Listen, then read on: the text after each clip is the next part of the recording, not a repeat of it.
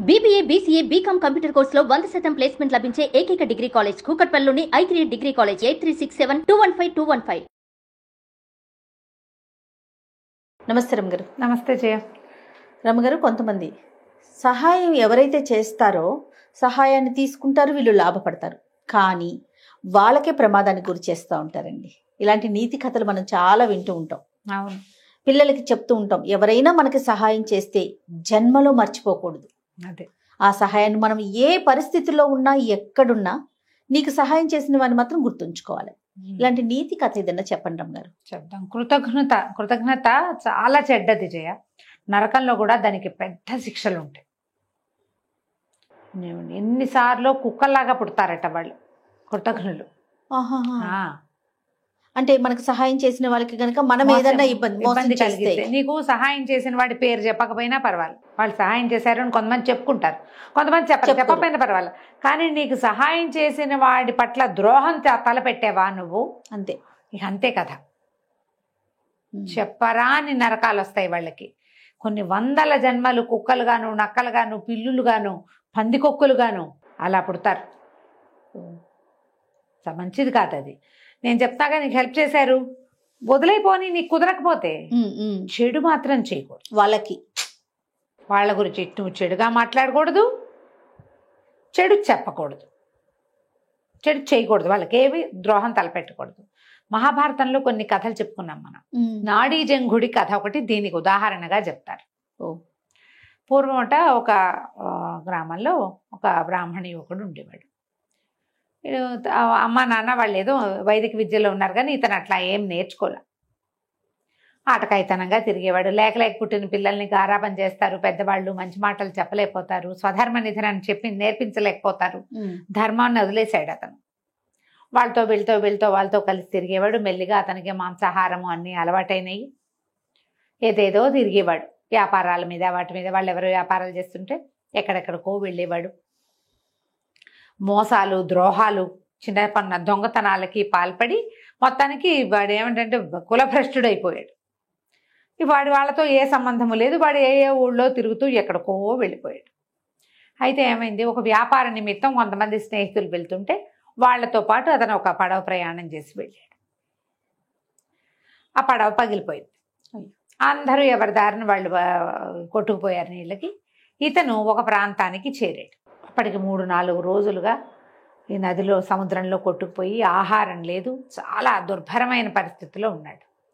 ఇతను వెళ్ళిన ప్రాంతంలో దీని మీద ఏమంటారు, ఒక చిన్న ద్వీపం లాంటి దాని మీద పెద్ద వటవృక్షం ఉందట, చాలా పెద్దది. ఎంత పచ్చగా, ఎంత ఆహ్లాదంగా ఉందో అక్కడ నాడీజంఘుడు అనే బకరాజు నివాసం ఉండేవాడు. కొంగ, అతిపెద్ద కొంగ, పురాతనమైనది. ఇది కృతయుగం నాటి కథ. ఈ బకరాజుకి విధాతతో స్నేహం, బ్రహ్మదేవుడికి స్నేహితుడు. అబ్బా, అద్భుతమైన ధర్మాన్ని నిర్వర్తించే రకం అతను. రాజధర్ముడు అని పిలిచేవాడు. నాడీజంఘుడైతే అతని ధర్మాలకే రాజు. అతను ఆ వైపుకి వెళ్ళిన వాళ్ళకి సహాయం చేయకుండా ఎవరిని ఎప్పుడు పంపించేవాడు కాదట. అయితే ఈ సుమంతుడు అనే యువకుడు కులభ్రష్టుడైన వాడు ఆయనకు కనిపించాడు, ఆ నాడీజంఘుడికి. అతను, అయ్యో ఇంత అలసిపోయావు నాయన, బ్రాహ్మణని తెలుసుకుని, నీకు కులభ్రష్టుడైన బ్రాహ్మణ తేజస్సు ఏదో కనపడుతుంది, జంధ్యం ఉంది. పేరు అడిగేటప్పుడు ఇప్పటిలాగా మనం ఏ ఊరు అడుగుతాం, కానీ కులాలు అడగటం ఈనాటి పద్ధతి కాదు. పాత రోజుల్లో అడిగేవాళ్ళు, ఏ జాతికి చెందిన వాళ్ళు అని అడిగితే వీళ్ళు మన గోత్రనామాదులు చెప్పుకోవటం ఒక పద్ధతి. గోత్రనామం వినంగానే బ్రాహ్మణ యువకుడని తెలుస్తుంది కదా. ఆయన తీసుకొచ్చి తన పెద్ద పెద్ద రెక్కలతోటి బాగా విసిరి అతని శ్రమ అంతా పోగొట్టి చక్కటి పళ్ళు గిళ్ళు ఆహారంగా ఇచ్చి సంతోషంగా తన దగ్గర అట్టు పెట్టుకుని రాత్రి ఉంచుకున్నాడు. మర్నాడు పొద్దున ఏమన్నాడంటే, నాయనా, నేను నీకు ఆహారాన్ని ఇవ్వగలిగా, అలసట తీర్చగలిగాను. బాగా ముందుకు నడిచి వెళ్తే మధువ్రజం అనే ఒక పట్టణం ఉంది. దాని రాజైన విరూపాక్షుడు రాక్షసుడు, కానీ నాకు అత్యంత ప్రీతిపాత్రమైన స్నేహితుడు. అతనికి బ్రాహ్మణ భక్తి ఎక్కువ, బ్రహ్మదేవుని పూజిస్తాడు. నువ్వు అక్కడికి వెళ్తే నీకు కావలసిన ధన సహాయం చేస్తాడు. అది తీసుకుని ఇంటికి వెళ్ళి నీ జీవితాన్ని నువ్వు గడుపుకుందువు కానీ, ఓకే అని చెప్పేసరికల్లా ఈ సుమంతుడు సరేనని ఆ మధువ్రజానికి వెళ్ళాడు. వెళ్తే రాక్షసులు నాడీజంఘుడి దగ్గర నుంచి వచ్చాడని ఈ సైనికులు వాళ్ళు తీసుకుపోయి రాజుగారి దగ్గర ప్రవేశపెట్టారు. అతను మహాధర్మపరుడు, ఆ విరూపాక్షుడు దానపరుడు, వ్యక్తిని చూడంగానే గుర్తుపట్టే రకం వాడు. నాడీజంగుడు మనుషుల్ని మాత్రమే గుర్తిస్తాడు.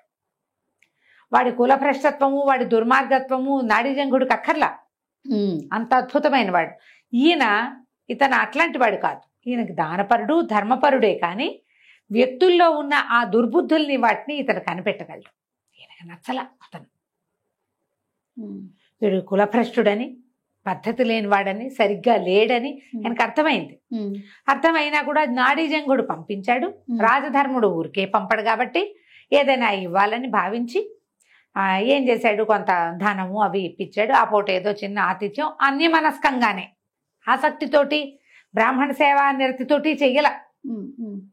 ఆయన పంపాడు, ఇతను ఒకడు వచ్చాడు ఇవ్వాలి అన్నట్టుగా ఏదో మోయగలిగినంత, అంటే అలా అనకూడదు, మోయలేనంత ధనరాశులు ఇచ్చి సాగనంపితే ఈ మధువ్రజం నుంచి మళ్ళీ ఇతను స్వగ్రామానికి వెళ్ళాలంటే నాడీజంగుడు ఉన్న ఆ మర్రి చెట్టు దగ్గరికే రావాలి. అక్కడికి వచ్చాడు. వస్తే అక్కడ వాళ్ళు ఏదో ఆహారం అది శుభ్రంగా తిన్నాడు. వచ్చాడు అక్కడికి. వచ్చిన తర్వాత ఈయన కూడా నాడీజంగుడు కూడా అతన్ని ఆదరించాడు. ఈ రాత్రికి నిద్ర చేసి రేపు వెళ్ళొచ్చు అని. ఇతను ఏమనుకున్నాడు, ఇక్కడి నుంచి నేను ప్రయాణం ఏ విధంగా చేసినా నా 5-6 రోజులు పడుతుంది. ఆహారం దొరుకుతుందో దొరకదో. ఈ కొంగ మంచి బలంగా ఉంది, ఓకే, కండబట్టి ఉంది కదా, కొంగను చంపేసి మాంసం పట్టుకెళ్దాం అనుకున్నాడు. చూసారా, తనకి ముందు 2 రోజుల ముందు చచ్చేందుకు సిద్ధంగా ఉన్న తనకి ఆహారం పెట్టి, రెక్కలతో వీవన విసిరి, పళ్ళు పెట్టి పడుకోబెట్టి, మనిషిని చేసి నిన్ను బతికించి నీకు ధనం సంపాదించుకునే మార్గం చెప్పిన వాడిని నువ్వేం చేయాలి? కొంగని కొంగగానే చూశాడు. ఏం చేశాడు, చంపేశాడు.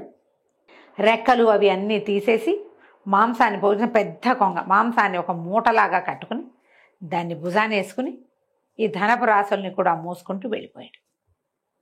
ఇక్కడ వీళ్ళకి ఏం అలవాటు, నాడీజంగుడి దగ్గర నుంచి ఎవరైనా గెస్ట్ వస్తే వచ్చినట్టు మధువ్రజానికి, లేకపోతే 2 రోజులైతే నాడీజంగుడే వస్తాడు. ఓహో, కబుర్లు చెప్పుకుంటారు. సాయంకాలాలు కాసేపు వచ్చేవాడు.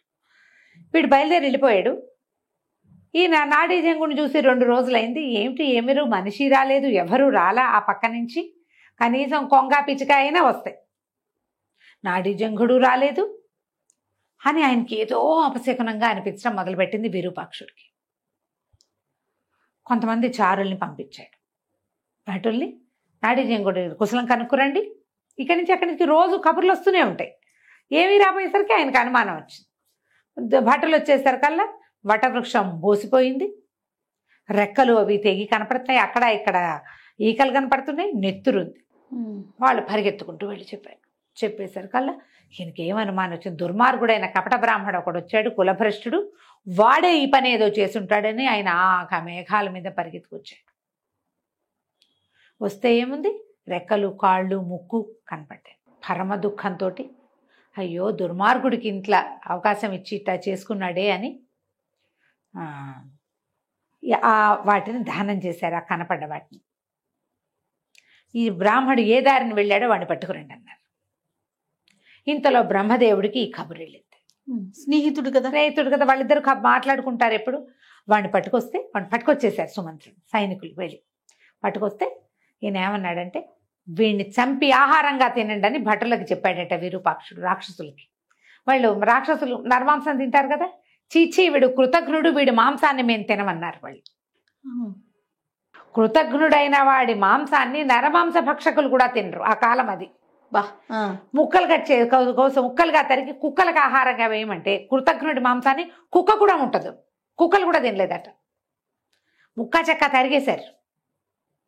తరిగి మాంసాన్ని విసిరేస్తే కుక్కలు కూడా ముట్టుకోలేదు. వీడు కృతజ్ఞుడు, వీడి మాంసం బాగుండదు, చెడు వాసన వస్తుంది, వాడు కృతజ్ఞత అందులోంచి బయటకు వస్తుంది. కుక్కలు విశ్వాసం గల జంతువులు కాదు, మరి అవి తినవట. ఇంతలో విధాత బ్రహ్మదేవుడు వచ్చి ఈ నాడీజంగుడి ఇది చూసుకుని వాడి దగ్గర మాంసం కూడా దొరికింది, దాంతో దహనం చేశారు.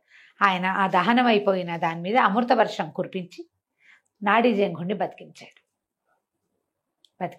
కల విరూపాక్షుడు కావలించుకున్నాడు, నేను నిన్నెంతో మిస్ అయ్యాను, నువ్వు కృతజ్ఞుడు, వాడి సంగతి నీకు తెలియక నువ్వు వాడికి ఆశ్రయం ఇచ్చావు, వాడే నిన్ను ఇట్లా చంపేశాడు, ఇంత అన్యాయం జరిగింది, భగవంతుడు ఉన్నాడు కాబట్టి నువ్వు బతుకున్నావు, లేకపోతే నువ్వు ఎట్లా వస్తావు మాకు, నీలాంటి వాడిని మేము కోల్పోతాం కదా అని కావలించుకుని చాలా దుఃఖపడ్డాడు.